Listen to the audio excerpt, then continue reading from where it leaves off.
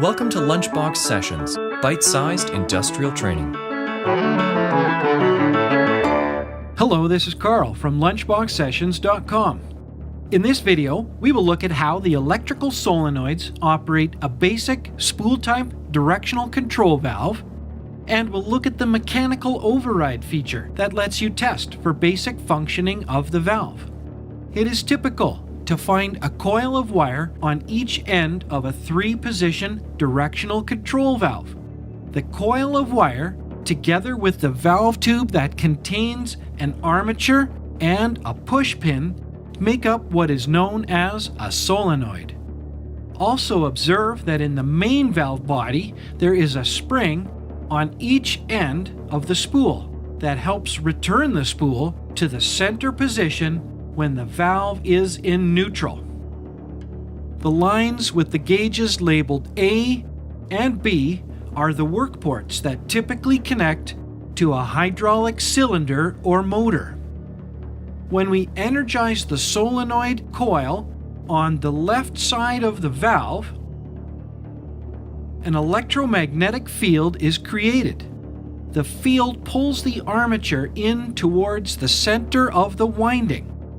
The armature slides easily in a tube that is internally lubricated with hydraulic oil. The armature moves the push pin, and ultimately the push pin moves the valve spool. And now we see flow from the pump being directed to work port B. Did you notice that as the valve spool moved to the right, that the push pin and armature in solenoid B were moved to the right as well? Let's start all over again. Before energizing solenoid A, observe that the left armature has been moved all the way left in the valve tube, and a gap is present between the push pin on the left side of the spool.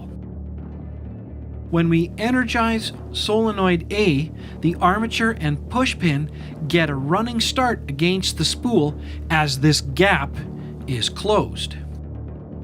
When the valve is returned to neutral, notice that the gap between the push pin and spool is now on the right-hand side. Whichever side of the valve has the push pin gap has a slight force advantage when that solenoid is next energized. In order to help with troubleshooting and basic valve testing, many solenoid valves include a mechanical override.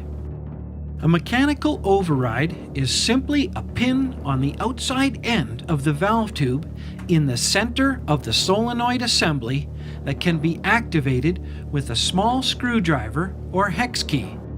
Pushing on the mechanical override is a simple way to find out if the internal parts of the valve, namely the valve spool, is still free to move and operating normally.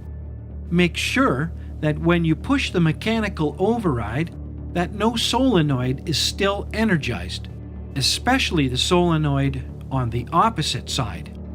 As the mechanical override feature is more mechanically forceful than the electromagnetic forces of a solenoid, the armature in solenoid A is being pushed outward from the coil's center position, increasing the size of the magnetic field, which in turn increases the amount of current running through the coil. Holding the armature in that position for an extended period of time may cause the coil to overheat and open the winding. The internal coil wire is now broken. That's a few of the basic functions of solenoids on hydraulic directional valves. Thanks for watching. We have hundreds of interactive resources like this live schematic, so you can try out your wild ideas without blowing anything up. Get started at lunchboxsessions.com.